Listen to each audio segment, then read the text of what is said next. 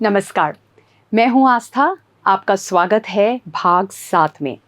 तो एंटरप्रेन्योरशिप या उद्यमिता की इस सीरीज़ में अब तक हम कई चीज़ों पर बात कर चुके हैं। पिछले भाग में हमने देखा कि उद्यमिता किस किस प्रकार की हो सकती है, किस किस क्षेत्र में हो सकती है, बिजनेस एक्टिविटीज़ या व्यवसाय से संबंधित जो एक्टिविटीज़ हैं वो कौन सी होती हैं। तो काफ़ी कुछ आपको उद्यमिता के बारे में पता चला। आपके आइडियाज़ भी होंगे, आपको ये भी समझ आ रहा होगा मेरी रुचि किस ओर है, कहाँ जा सकता हूँ, क्या शुरू कर सकता हूँ। तो ये चीज़ बहुत ज़रूरी है कि आप किस चीज़ में, किस उत्पाद में, किस सेवा का कहाँ व्यवसाय शुरू करना चाहते हैं। लेकिन जो चीज़ आपको उस व्यवसाय का निर्माण करने में और उसको आगे बढ़ाने में मदद करेगी और जो बहुत ज़रूरी है, वो है आप खुद। अब आप सोच रहे होंगे ये क्या कह रही हैं, मैं खुद?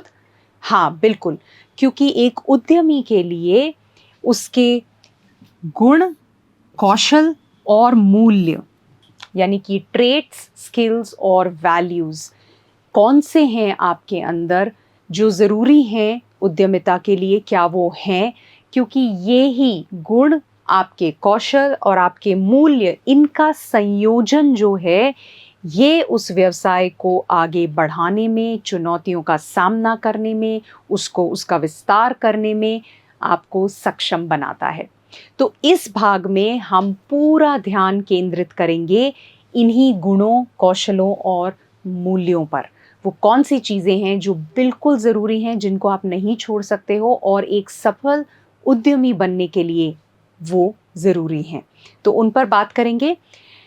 आइए शुरुआत करते हैं कि वो कौन से कुछ प्रमुख लक्षण हैं, मूल्य हैं एक सफल उद्यमी के लिए। तो सबसे पहला विजनरी यानी कि दूरदर्शी। आपने सुना होगा बहुत बार लीडरशिप में, लेकिन सफल उद्यमियों के लिए उनको पता होता है, उनकी दूरदर्शिता जो है वो उनकी खास पहचान होती है। उनका एक विज़न होता है, उनको क्लियरली साफ तौर पर पता होता है कि हम क्या अचीव करना चाहते हैं, हम क्या पाना चाहते हैं, किस दिशा में हम आगे बढ़ना चाहते हैं।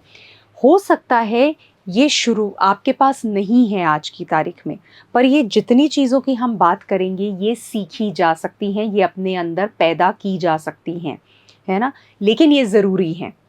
तो दूरदर्शिता यानी कि स्पष्ट दृष्टि होती है कि क्या हासिल करना है, क्या हासिल करना चाहते हैं, और खुद को तो स्पष्टता होती है, लेकिन साथ ही में दूसरों को, वो बहुत ज़रूरी है कि दूसरों को भी उस दृष्टि को साझा करने के लिए प्रेरित करने की जो क्षमता है, क्योंकि आप अकेले ये कार्य नहीं करने वाले हैं, है ना? कि मैं तो मोटिवेटेड हूँ, मैं बिल्कुल क्लियर हूँ मुझे किधर जाना है, लेकिन क्या दूसरे लोग जो हैं वो भी उस दृष्टि को उसके साथ जुड़े हुए हैं? उनको जोड़ना वो भी एक विजनरी या दूरदर्शी उद्यमी की पहचान है ना? वो ज़रूरी है। तो बड़ा बिग पर्पस, बिग पिक्चर देखने की क्षमता उनमें होती है। तो विजनरी सबसे पहला ट्रेट है। दूसरा पैशनेट यानी कि भावुक। अपने जो उत्पाद हैं, अपने सर्विसेज हैं, उनकी सेवाएं हैं, जो विचार हैं, उसको लेकर वो बहुत पैशनेट और भावुक होते हैं, है ना? और उसकी वजह से क्या होता है, अगर पैशन नहीं होगा तो ड्राइव नहीं होगी। हमने बात की थी उद्यमिता आसान नहीं है ना? आर्ट साइंस है तो आर्ट भी है। तो कई ऐसे मौके आएंगे जहाँ पर 1+1=2, पता नहीं काम करेगा या नहीं करेगा। प्रोसेस तो है, लेकिन कई जगहों पर जब चुनौतियाँ आती हैं, तब जो मुझे चलाएगा, जो मुझे ये देखने के लिए प्रेरित करेगा कि और क्या संभव है, कैसे टिका रहूं, वो पैशन है। तो अपने उत्पाद, अपनी सेवा, अपने विचारों को लेकर जो उद्यमी भावुक होते हैं, वो लगे रहते हैं अपने लक्ष्य को आगे बढ़ाने में, चुनौतियों से पार पाने में, और अपने उद्योग को, अपनी कम्युनिटी, अपने समुदाय को उस पर सकारात्मक प्रभाव, पॉजिटिव इम्पैक्ट क्रिएट करने में ये मदद करता है। तो पैशन ज़रूरी है, एक लीडर, एक उद्यमी, एक एंटरप्रेन्योर की पहचान है और ये बहुत इम्पॉर्टेंट ट्रेट है। फिर रेजिलिएंट, लचीला। एंटरप्रेन्योरशिप की जर्नी में, जैसा अभी मैं बस कुछ क्षणों पहले बोल ही रही थी, कई स्थितियां आएंगी जो आपके मुताबिक नहीं होंगी, कई ऐसे मौके आएंगे जो चुनौतीपूर्ण होंगे, आपको लगेगा कि ये मुझे पीछे खींच रहे हैं, प्रतिकूल परिस्थितियां होंगी, है ना, असफलताएं भी होंगी। लेकिन रेजिलियंस का मतलब या लचीलेपन का मतलब है कि आप उन परिस्थितियों से सीख कर आगे बढ़ते रहें। वो क्षमता, उसको हम रेजिलियंस या लचीलापन कहते हैं। परिस्थितियों का सामना करते हुए लचीलेपन का प्रदर्शन करना, यानी कितनी देर मैं रुक के बैठ गया कि ये क्या हो गया, कैसे हो गया, ये तो फेलियर लग रहा है, ये तो मेरे मुताबिक नहीं हुआ, अरे ये असफलता कैसे आ गई, और मैं वहीं रुक गई, या मैं बाउंस बैक कर गई। अच्छा ये हुआ, ठीक है, इससे क्या सीख मिली, इससे क्या लेसन मैं ले सकती हूँ, और अब बाउंस बैक, अब वापस आगे। तो सेटबैक से, चुनौतियों से, असफलताओं से सीखना, वो जो चीज़ है और फिर भी लगे रहना, उसे हम रेजिलियंस कहते हैं, लचीला होना कहते हैं। अगला जो हमारा ट्रेट है वो है अडैप्टेबल होना, यानी अनुकूलनीय होना। अनुकूलीय हैं, लचीले हैं। जहाँ अब जो अडैप्टेबल होते हैं, अडैप्टेबल यानी कि अनुकूलनीय, फ्लेक्सिबल यानी लचीले। तो जो उद्यमी फ्लेक्सिबल हैं, लचीले हैं, जो अडैप्टेबल हैं, वो क्या करते हैं कि बाज़ार में, बाहर, चीज़ों में, टेक्नोलॉजी में, तकनीक में, ग्राहक के बिहेवियर में बदलाव कभी भी आ सकता है, कुछ भी बदल सकता है। जो कुछ बाहर घट रहा है वो आपके कंट्रोल में नहीं है ना। तो जब वो बदलाव आ रहा है तो जो उद्यमी अडैप्टेबल हैं, अनुकूलनीय हैं, वो उसके मुताबिक ढल जाएंगे, उसके मुताबिक अपने व्यवसाय को, अपनी प्रक्रियाओं को, चीज़ों को बदलेंगे, अपनी स्ट्रैटेजीज़ को, जो रणनीति है, उस रणनीति को भी मोड़ लेंगे। जो बदलाव आया है उस अवसर का लाभ उठाएंगे, है ना कि जो अडैप्टेबल नहीं है, जो अनुकूलनीय नहीं है, वो बैठ जाएंगे, अरे ये क्या हो गया, अरे ये क्या हो गया। लेकिन जो अनुकूलनीय है वो खट से वहां पर कार्य करेंगे, वहां पर लग जाएंगे, और जो भी बदलाव हुआ है, जो भी कुछ है, उसके साथ में अपने आप को ढाल लेंगे। और ये जो उद्यमी हैं, जो कि अनुकूलनीय होते हैं, वे प्रतिक्रिया के लिए खुले हैं, ये हमेशा वे ओपन हैं फीडबैक के लिए, क्योंकि इन्हें पता है प्रतिक्रिया या फीडबैक जो है वो मुझे हकीकत से वाकिफ़ कराएगा, वो मुझे बताएगा कि क्या हो रहा है और मुझे कहाँ पर बदलने की ज़रूरत है, अडैप्ट करने की ज़रूरत है। उदाहरण के तौर पर लेते हैं, जब कोविड आया तो बहुत कुछ रातों रात बदल गया, है ना। बिजनेस जिस तरह से चल रहे थे नहीं चल पाए। तो अगर उदाहरण देती हूँ मैं आपको कि कोचिंग बिजनेस, है ना, क्योंकि मैं कोच हूँ, तो जब कोचिंग आमने सामने बैठकर होती थी, ये कल्पना भी नहीं हो सकती थी कि कोचिंग ऑनलाइन होगी।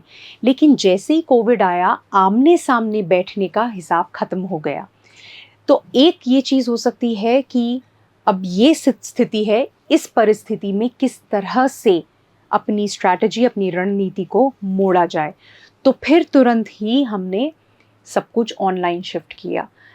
मीटिंग्स जो हैं क्लाइंट से, वो वहाँ सेट की। तो अब उसके लिए मुझे क्या चाहिए, क्या मुझे जूम का सब्सक्रिप्शन चाहिए या जो भी कोई और प्लेटफॉर्म है, मुझे और क्या चाहिए, मुझे चाहिए कि हाँ, अब जब जूम पे सेशन लूँगी तो मुझे जूम को सीखना है अच्छे से, कौन सा वाला प्लान बेटर है, किस तरह से मैं और ज़्यादा लोगों तक पहुँच सकती हूँ। और उसमें जो वो बोलते हैं ना, अवसर का लाभ उठाने की। हाँ, जब मैं आमने सामने बैठकर कोच करती थी तो मेरा दायरा सीमित था, मैं अपने शहर के लोगों से एट अ टाइम एक जने को कोच कर सकती हूँ। लेकिन अब इसकी वजह से बदलाव आया, तो मुझे तो बदलना है, लेकिन साथ में अवसर का लाभ तो मैं और लोगों तक पहुंच सकती हूँ इस ऑनलाइन प्लेटफॉर्म के माध्यम से। तो क्यों ना मैं जूम सेशंस शुरू करूँ, क्यों ना मैं लिंक्डइन पे, फेसबुक पे कंटेंट क्रिएट करना शुरू करूँ, अपना कंटेंट डालना शुरू करूँ, ताकि मैं ज़्यादा लोगों तक पहुंच सकूँ, है ना। तो ये सब, ये क्या था, अडेप्टेबिलिटी। अडेप्टेबिलिटी। कई ऐसे बिजनेसेस हैं जो कुछ और बिजनेस कर रहे थे, और जैसे कोविड आया उन्होंने अपना बिजनेस जो अब उस तरीके से उसी ढर्रे पर नहीं चल सकता था, उन्होंने एकदम से मास्क कैसे बनाने, मास्क बनाना शुरू कर दिया, क्योंकि उन्हें पता है कि ये अवसर है, मास्क की डिमांड बहुत ज़्यादा आने वाली है, और वो किया और वो फ़ायदे में रहे। तो क्विकली सोचना, प्रतिक्रिया के लिए ओपन होना और अडैप्ट करना कि कोई बात नहीं, अब परिस्थिति ये हो गई है, इसके मुताबिक कैसे ढलना है, ये देखना, ये बहुत ज़रूरी है एक एंटरप्रेन्योर के लिए, एक उद्यमी के लिए। तभी सफलता चलती जाएगी, क्योंकि आपको नहीं पता बाहर क्या होने वाला है।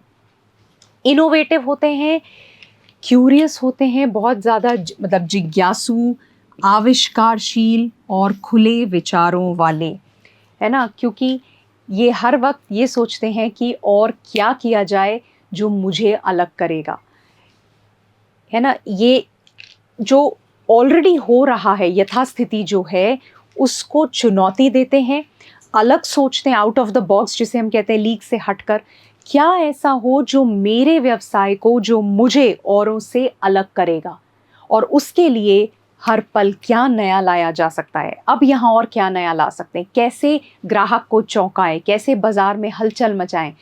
वो ये एक बहुत अच्छा कैरेक्टरिस्टिक है, ट्रेट है एक उद्यमी का, क्योंकि जब आप निरंतर यही सोच रहे होते हो, तो आप ही के उद्योग में, आप ही की इंडस्ट्री में, उसी क्षेत्र में जो और उद्यमी हैं, आप उनसे अलग होते हो और आप लोगों का ध्यान आकर्षित करते हो, ग्राहक आपके पास ज़्यादा आते हैं। रिस्क टेकर होते हैं, जो जोखिम लेने वाले होते हैं। बिल्कुल, हमने ये बात की थी कि उद्यमी जो है, वहाँ जोखिम बिल्कुल साथ साथ चलता है, उद्यमिता और जोखिम। और रिस्क टेकर्स ये होते हैं, इनमें करेज होता है, साहस होता है कि जो कंफर्टेबल है, जो आरामदायक है, इतना करना आरामदायक है, ये करूँगा ठीक है, इसमें कम पैसा लगेगा, इसमें ज़्यादा खर्चा नहीं होगा, ये करूँगा पता नहीं कितना पैसा लग जाए, रिजल्ट आएगा नहीं आएगा। एंटरप्रेन्योर, एक सफल उद्यमी वो है जो जोखिम उठा सके, जिसमें ये साहस हो कि ठीक है, ये मुझे आरामदायक लग रहा है, लेकिन मुझे पता है आराम सफलता नहीं देगा, मुझे उस आराम से बाहर निकलना होगा, अपने आराम के क्षेत्र से बाहर निकलना होगा, थोड़ा जोखिम उठाना होगा, और तब मुझे सफलता ज़्यादा मिलेगी। तो ये बोल्ड, साहसिक कदम उठाने का साहस इनमें होता है, ये भी एक बहुत इम्पॉर्टेंट ट्रेट है। ये समझते हैं कि फेलियर या असफलता एक हिस्सा है इस जर्नी का, एंटरप्रेन्योरियल जर्नी, यानी कि आपकी उद्यमशीलता की जो यात्रा है, उसमें असफलता भी आएगी, हर वक्त हर बार चीज़ें आपके मुताबिक नहीं होगी, जैसा आपने सोचा बिल्कुल वैसा हो, ऐसा ज़रूरी नहीं है। तो उस वक्त ये समझते हैं कि वो एक पार्ट है, और फिर भी रिस्क या जोखिम उठाने में ये विश्वास रखते हैं, क्योंकि इन्हें पता है यही सफलता देगा। रिसोर्सफुल यानी साधन संपन्न, है ना। तो समस्याओं का रचनात्मक समाधान ढूंढने में माहिर होते हैं। रिसोर्सफुल का मतलब ये नहीं है कि मेरे पास रिसोर्सेस का समुद्र है, नहीं, शायद ना हो, लेकिन जब ये माइंडसेट है, ये मानसिकता है कि मैं साधन संपन्न हूँ, यानी जिस चीज़ की ज़रूरत पड़ेगी, जो भी चाहिएगा, मैं अरेंज कर लूँगा, है ना। तो वो क्रिएटिव सॉल्यूशंस, रचनात्मक समाधान ढूंढ लेते हैं किसी भी तरह। अच्छा, ये नहीं हो रहा, अभी इसकी ज़रूरत है, ऐसे करते हैं। अच्छा, अभी हमें लोगों तक पहुंचना है, कैसे पहुंचे, हम बहुत सारा पैसा तो खर्च नहीं कर सकते, क्या तरीका निकालें कि लोगों तक पहुंच सकते हैं, ये करते हैं, ये करते हैं। तो वो रिसोर्सफुल होते हैं कि तरीके निकाल लेते हैं और बहुत रचनात्मक तरीके निकालते हैं। क्रिटिकली बड़े गंभीर रूप से सोचते हैं, सिचुएशंस को एनालाइज करते हैं, विश्लेषण करते हैं स्थितियों का, और जो बाधाएं होती हैं उनको दूर करने के लिए अपना नेटवर्क जो है उसका प्रयोग करते हैं, संसाधन जो हैं उनका लाभ उठाते हैं, झिझकते नहीं हैं और वही अपने कंफर्ट जोन से बाहर निकलते हैं। पेशेंट होते हैं, धैर्यवान। ये बहुत मैं कहूँगी बड़ी चीज़ है, क्योंकि हम इतने यूज्ड टू होते हैं, हम इतना ज़्यादा चाहते हैं कि जल्दी से रिजल्ट मिले। कहीं भी हम जाते हैं, अक्सर मैंने लोगों को देखा है, अरे इतना वक्त हो गया अभी तो कुछ हुआ ही नहीं, मुझे फ़ायदा नहीं मिला, सफलता नहीं आई, ग्राहक नहीं आए।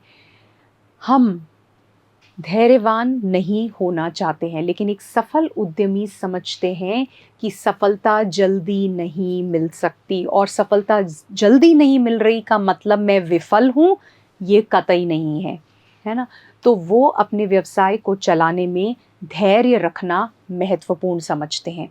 अगर ये नहीं, और ये केवल हम व्यवसाय को अगर एक दूरदर्शिता से देखें तभी ज़रूरी नहीं है, ये हर दिन रोज़मर्रा की ज़िंदगी में जब आप अपने व्यवसाय को चलाते हैं, उसके ऑपरेशंस, उसके जो सभी छोटे बड़े कार्य हैं, उन सभी में ये धैर्यवान होना बहुत ज़रूरी है।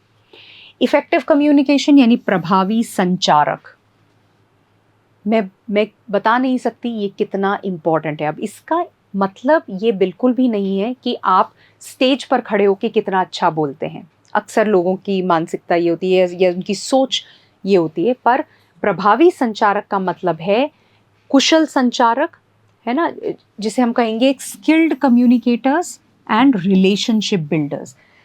इफ़ेक्टिव कम्युनिकेशन का मतलब ये है कि एक एंटरप्रेन्योर उद्यमी को कई जगहों पर कम्युनिकेट करना होता है, अपनी टीम के साथ, है ना, ग्राहक के साथ, हो सकता है इन्वेस्टर्स हैं जो निवेशक हैं उनके साथ, अलग अलग और कई चीज़ें हो सकती है, गवर्नमेंट बॉडीज़ हैं, रेगुलेटरी जो बॉडीज़ हैं, सरकार है, कभी कोई है, पता नहीं कितने ही लोगों के साथ कम्युनिकेट या संचार करना होता है। आपकी बात वहाँ तक पहुँचे, वो लोग समझ पाएँ, वो भी उससे जुड़ पाएँ, आपका कार्य हो, ये ज़रूरी है। एंड आउटकम क्या है, वो रिश्ता बने, मजबूत बने। तो न सिर्फ मैं अपनी बात कह पाऊँ, न सिर्फ मैं कम्युनिकेट कर पाऊँ, लेकिन साथ ही के अंदर रिलेशनशिप भी बनाने में माहिर होते हैं, संबंध निर्माता जिसे हम कहते हैं, क्योंकि सारा खेल रिलेशनशिप्स का है। तो अगर आपको लगता है कि आप इसमें थोड़े कच्चे हो, कोई तकलीफ नहीं है, अभी से इस पर काम शुरू करो, क्योंकि ये हर जगह काम आएगा। हर जगह रिलेशनशिप ही मैटर करते हैं। आपके संबंध कैसे हैं उस पर निर्भर करेगा कि किस तरीके से आपका व्यवसाय आगे बढ़ रहा है और आप कितने सफल होंगे। ये क्या कर पाते हैं इफ़ेक्टिव कम्युनिकेटर होने से, ये अपने दृष्टिकोण को स्पष्ट करने में, है ना, उसके बाद जो स्टेक होल्डर्स हैं, अलग अलग हो सकता है, आपके एम्प्लॉय, आपकी टीम हो गई, आपके क्लाइंट हो गए, जो और अथॉरिटीज़ हैं सरकार में जहाँ से आपको अप्रूवल्स चाहिए, जितने लोग हैं जिनका कोई हिस्सेदारी मेरा मतलब जिनका कोई हित है उस व्यवसाय में, आपके व्यवसाय में, तो जो हितधारक हैं उनको प्रभावित करने में, और ग्राहकों, निवेशकों और कर्मचारियों, भागीदारों, इन सब के साथ अच्छे संबंध बनाने में ये सक्षम हैं। और इस सब के लिए कम्युनिकेशन में आपका बोलना, आपकी बॉडी लैंग्वेज, हाथ मूव करना, फेस के एक्सप्रेशंस, है ना, कहाँ चुप हैं, आपकी नॉन वर्बल्स जिसे हम कहते हैं, कैसे बैठ रहे हैं, कैसे उठ रहे हैं, कैसे हाथ मिला रहे हैं, झुक रहे हैं, खड़े हैं, पॉस्चर कैसा है, बहुत सारी चीज़ें आ जाती हैं, है ना। लेकिन ये बहुत बहुत ज़रूरी है, क्योंकि इन सब चीज़ों में ये माहिर होते हैं, लेकिन ये माहिर शुरू से नहीं होते हैं, प्रैक्टिस करते करते बहुत ध्यान देते हैं वे इसके ऊपर। और ये बहुत इम्पॉर्टेंट कौशल है, बहुत ही ज़रूरी कौशल है, क्योंकि सब कुछ इस पर निर्भर करता है। लोग आपको सुनना भी चाहते हैं या नहीं। मैं बहुत बढ़िया हूँ, अपनी फील्ड में एक्सपर्ट हूँ, तकनीकी ज्ञान बहुत है मेरे पास, लेकिन यहाँ पर कच्चा हूँ, नहीं चलेगा, क्योंकि जहाँ मैं बोलूँगा लोग मुझे सुनेंगे ही नहीं या मैं अपनी बात नहीं रख पाऊँगा तो कैसे होगा? तो ये बहुत ज़रूरी है। एथिकल लीडर्स यानी नैतिक नेता, है ना? ये हम जो बात करते हैं ऑनेस्टी, ट्रांसपेरेंसी, इंटेग्रिटी, है ना? यानी कि जो नैतिक मूल्य हैं, उच्च नैतिक मानकों और मूल्यों का पालन करते हैं। आपने सुना होगा ईमानदारी, पारदर्शिता, ट्रांसपेरेंसी, सब कुछ आर पार है। ये नहीं कि पीछे कुछ और वहाँ कुछ और, नहीं। ऑनेस्टी, बिल्कुल ईमानदारी के साथ, सबके साथ ईमानदारी और सत्यनिष्ठा। इंटेग्रिटी यानी कि जब कोई नहीं देख रहा है, जहाँ कोई असर नहीं पड़ रहा, वहाँ पर भी अपने जो मूल्य हैं, उनके अपने सिद्धांत हैं, उन पर उनके पक्के हैं, उनको नहीं छोड़ते हैं।